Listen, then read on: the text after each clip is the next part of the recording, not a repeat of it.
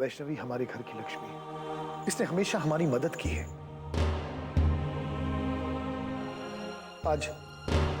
आज तुम्हें एक वादा करना पड़ेगा कि आज के बाद तुम हमेशा वैष्णवी का साथ दोगी, उसका साथ निभाओगी। मुझसे वादा करो प्रियंवदा। चलिए जल्दी कीजिए, मुलाकात का वक्त खत्म हो चुका है।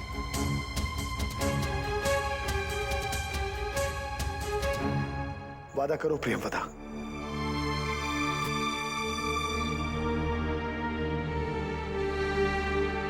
मैं वादा करती हूँ सभ्या,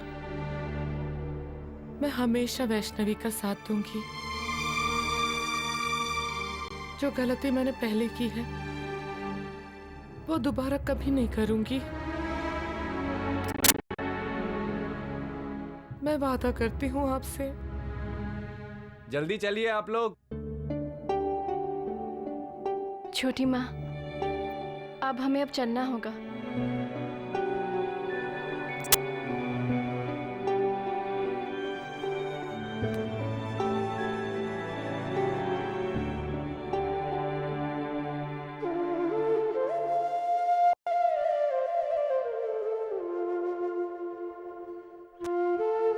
मैडम एक मिनट, जरा रुकिए।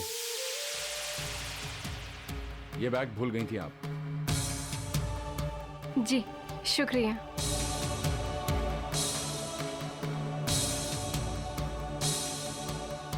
चलिए। महाराज, इसका क्या इलाज है महाराज? इसका क्या इलाज है? कोई रास्ता ढूंढिए महाराज, नहीं तो सब तहस नहस हो जाएगा। वैष्णवी के हाथों वो काला पत्थर अपना कसर पूरी करेगा। प्रियंवदा वैष्णवी को कुछ नहीं बता पाएगी, कुछ नहीं बता पाएगी। छोटी माँ, आखिर उस रात को क्या हुआ था? आखिर वंश की हालत, उनकी हालत ऐसे कैसी हो गई छोटी माँ? और छोटी माँ, मुझे बताइए ना कि आखिर वंश ने आपको क्या बताया था? उस रात जो अब शगुनों का सिलसिला हमारे घर में शुरू हुआ वो आज तक नहीं थमा। मैं हॉस्पिटल जाने ही वाली थी, तभी वंश मेरे पास आया। वो बहुत घबराया हुआ था।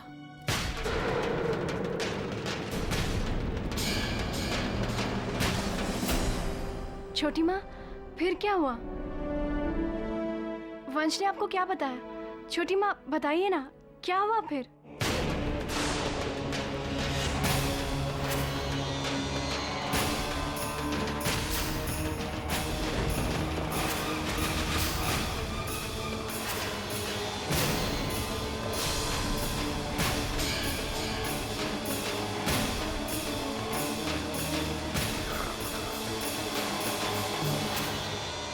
क्या हो रहा है आपको? छोटी माँ, आप ठीक तो है ना?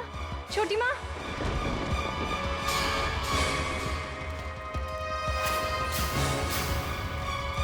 प्रियंवदा चाहे न चाहे, अब जीवन भर उसे मौन व्रत रखना होगा। मैं आपके लिए पानी लाती हूँ।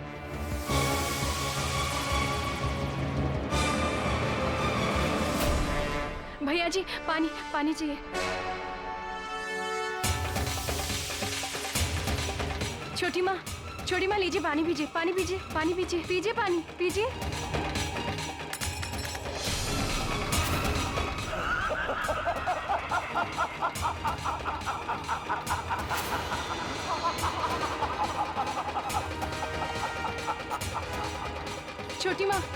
छोटी माँ क्या हुआ आपको? छोटी माँ, माता रानी क्या हो रहा है छोटी माँ को? माता रानी मदद कीजिए हमारी। नारायण नारायण।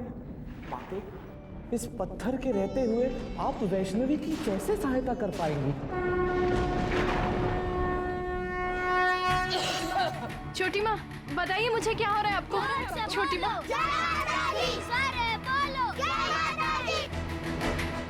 जोर से बोलो, जय माता दी। सारे बोलो, जय माता दी।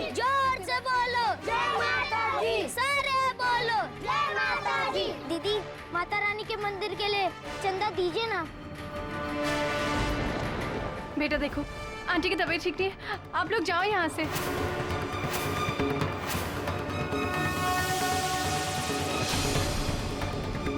छोटी माँ,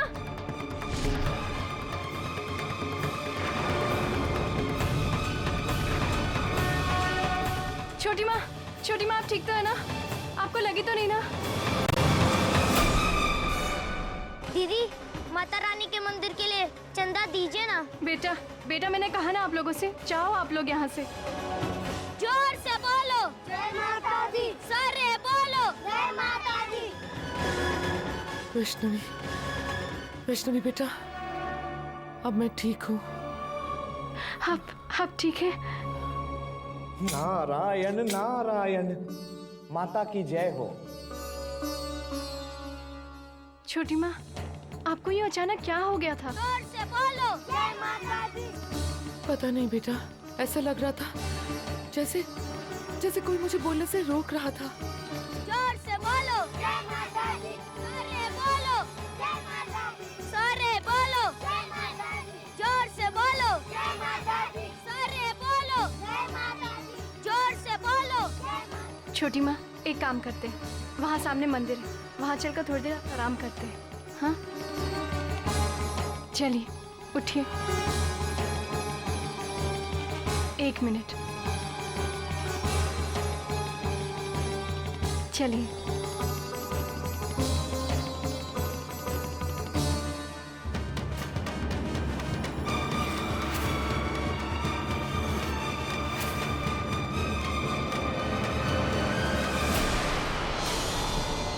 जरूर तुम्हारी बहू के पास वो काला पत्थर नहीं है, तभी तो मुझे कुछ दिखाई नहीं दे रहा है। मैं चाहकर भी कुछ नहीं कर पा रहा हूँ। न जाने तुम्हारे भाई की बीवी उसे क्या बता रही होगी। नहीं महाराज, सब अनर्थ हो जाएगा, गड़बड़ हो जाएगी महाराज। कुछ कीजिए महाराज, आप इतने शक्तिशाली हैं, आपको इसका कोई ना कोई समाधान, कोई ना कोई रास्ता निकालना ही पड़ेगा महाराज, नहीं तो सब तहस नहस हो जाएगा। जब तक वो पत्थर तुम्हारी बहू के पास नहीं है, मेरी शक्तियां काम नहीं करेगी। लेकिन पत्थर खोने की सजा तो वैष्णवी को भुगतनी ही होगी। वो मेरे किए कराए पर पानी नहीं फेर सकती।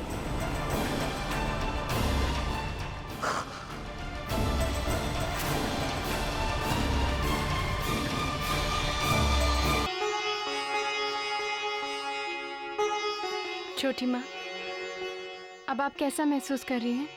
बिल्कुल ठीक हूँ बेटा। छोटी माँ, ये तो माता रानी की कृपा है, उनके रहते हुए कभी हमारा बुरा नहीं हो सकता।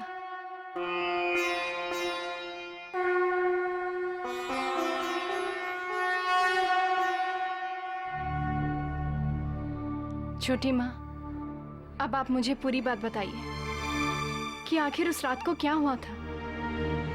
वंश ने आपसे क्या कहा था? बेटा, उस रात मैं हॉस्पिटल जाने के लिए तैयार हो रही थी। बाकी सब लोग जा चुके थे। बहुत खुश थी मैं। पूरा घर मधुरा के बच्चे के आने का इंतजार कर रहा था। मैं तैयार होकर निकलने ही वाली थी, तभी वंश दौड़ता हुआ मेरे कमरे में आया। बहुत घबराया हुआ था वो। छोटी माँ, मैंने सबको फोन करने की बहुत कोशिश की, लेकिन किसी का भी फोन नहीं लगा। आप जल्दी से हॉस्पिटल जाइए प्लीज, मधुरा भाभी के पास, उनका बच्चा खतरे में है। छोटी माँ, मुझे बहुत जरूरी काम है, मैं आपसे बाद में हॉस्पिटल में मिलता हूँ, ठीक है? प्लीज आप जल्दी जाइए। लेकिन छोटी माँ, आखिर ये बात वंश को कैसे पता चली कि मधुरा भाभी की बच्ची, उसकी जान खतरे में है? मुझे तो नहीं पता कि वंश को ये सब कैसे पता चला। वंश की बातें सुनकर मेरे तो होश ही उड़ गए। मेरी समझ में कुछ नहीं आ रहा था। मैं बहुत घबरा गई थी। मुझे तो ये भी याद नहीं था कि मैं वंश से पूछूं कि उसे ये सब कैसे पता चला। वंश को कोई जरूरी काम था, इसीलिए वो जल्दी से वहां से चला गया। फिर क्या हुआ छोटी माँ? क्या आप हॉस्पिटल गई थी? हाँ बेटा, लेकिन जब तक मैं हॉस्पिटल पहुंची तब तक बहुत देर हो चुकी थी। इससे पहले कि मैं किसी से भी कुछ पूछती, अंबिका भाभी ने मुझे बताया कि प्रियमदा, मथुरा का बच्चा नहीं रहा। उसे बहुत बड़ा सदमा पहुंचा है। वो किसी से बात नहीं कर रही। और उस वक्त मेरे कानों में बस वंश के कहे हुए शब्द गूंज रहे थे। मैंने सोचा कि मैं जल्दी से घर जाकर वंश से पूछूंगी कि उसे ये सारी बातें कैसे पता चली। लेकिन जब मैं घर पहुंची तो वंश का कोई अता पता ही नहीं था। शिव जी, मेरा जी बहुत घबरा रहा है। पता नहीं मेरा वंश कहाँ है, किस हाल में है। आप पता लगाइए ना, फोन कीजिए ना। एक मिनट अंबिका जी, मुझे पूरा विश्वास है कि वंश जहाँ भी होगा भला चंगा होगा, और जो विधि का विधान है वो तो होकर ही रहेगा। ये तो जग जाहिर है, हम क्या कर सकते। पर एक मिनट मैं पता करता हूँ। जरा एक मिनट। हाँ, जय माता दी। अच्छा, आपको कुछ पता चला? एक तरफ वंश का कोई पता नहीं था और दूसरी तरफ मधुरा बेचारी बुरी तरह से टूट चुकी थी। ऐसे वक्त में मोक्ष को उसका साथ देना चाहिए था, लेकिन मोक्ष ने भी उससे मुंह फेर लिया और इसका फायदा उठाया नताशा ने। घर की हालत दिन ब दिन बदतर होती चली गई और मधुरा अपने ही दुख में करवाहट की ओर बढ़ती चली गई। घर में कोई किसी से बात करने को तैयार ही नहीं था, एक दूसरे की तरफ देखने को भी तैयार नहीं थे। मैंने बहुत सोचा कि घर वालों को मैं वंश की बात जाके बता दूं, लेकिन क्या बताती मैं उन्हें? मुझे खुद पूरी बात पता नहीं थी। वंश के कहने के मुताबिक मधुरा के बच्चे की जान खतरे में थी, जबकि मधुरा का बच्चा तो जन्म लेते ही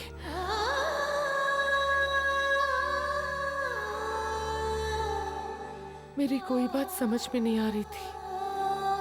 और फिर अचानक 2 हफ्तों के बाद कुछ लोग वंश को घर ले आए। सब मर जाएंगे, सब खत्म हो जाएगा। वंश जिस हालत में घर आया, ना उसमें कुछ सुनने की समझ थी और ना ही समझने की।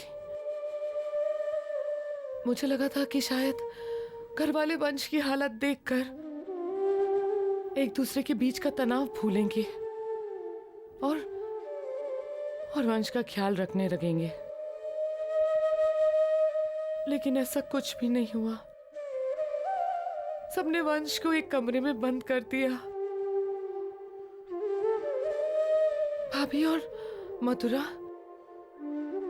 जिन्हें माता रानी पर इतना विश्वास था, घर के कलेश ने उसे भी खत्म कर दिया। मैंने कई बार सोचा कि मैं वंश की बात जाकर घर वाले वंश को पागल समझते थे। वो सब तो यही कहते ना कि एक पागल की बातों का क्या भरोसा। और फिर मुझे भी ऐसा लगने लगा था कि वंश की हालत तो उसी दिन से खराब हुई जिस दिन से उसने मुझे ये सारी बातें बताई। लेकिन बेटा, ये सब बातें क्यों जानना चाहती हो तुम? पुरानी बातों से क्या फायदा?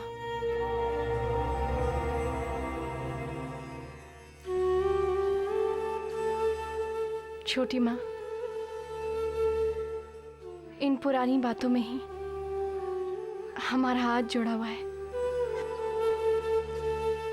वंश की जो हालत है, हो ना हो उसका संबंध उस रात से है, मधुरा भाभी की बच्ची से। और छोटी माँ, वंश ने आपको जो कुछ भी कहा, उस समय वो पागल नहीं थे। उन्होंने ये सब बातें पागलपन में नहीं कही। उस समय वो बिल्कुल ठीक थे। और छोटी माँ, उन्होंने आपसे कहा कि उन्हें कोई जरूरी काम है। आखिर ऐसा कौन सा जरूरी काम था जिसकी वजह से वो खुद हॉस्पिटल ना जाके उन्होंने आपको भेजा? आखिर ऐसा क्या जरूरी काम था छोटी माँ? छोटी माँ, वंश ने जाने से पहले सबको फोन कर कर ये बताने की कोशिश की कि मधुरा बाबू की बच्ची, उसकी जान खतरे में है। छोटी माँ, ये सारी बातें सोची समझी हुई थी। ये सब बातें वंश ने पागलपन में नहीं कही। छोटी माँ, आखिर वंश को कैसे पता चला कि मधुरा भाभी की बच्ची की जान खतरे में है, और किससे? और उस रात ऐसा कौन सा जरूरी काम था जिसकी वजह से उन्हें बाहर जाना पड़ा? उस रात को ऐसा क्या हुआ था, ये सिर्फ और सिर्फ वंश ही जानते हैं।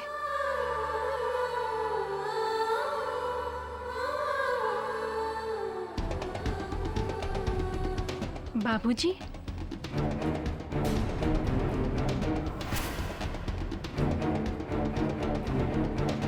बाबूजी, छोटी माँ, बाबूजी,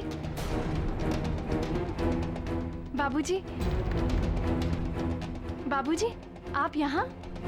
बाबूजी, अच्छा वो आप आ गए। बाबूजी, आप जानते हैं छोटी माँ ने अपना मौन व्रत तोड़ दिया है। और बाबूजी, मुझे आज छोटी माँ ने बताया है कि जिस रात मधुरा भाभी की बच्ची मरी थी ना, उसी रात वंश की ऐसी हालत हुई थी। और बाबूजी, उसी की वजह से घर की हालत भी ऐसी हो गई। बाबूजी, मैंने आपसे कहा था ना कि मनुष्य को अपने अपने स्तर पर कोशिश करते रहना चाहिए।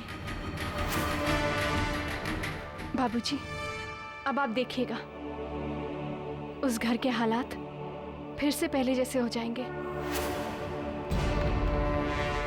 और बाबूजी, मैं करूंगी ठीक उस घर के हालात। बाबूजी, मैं कोई कसर नहीं छोड़ूंगी, चाहे मुझे कुछ भी क्यों ना करना पड़े। लेकिन मैं उस घर के हालात ठीक करके रहूं।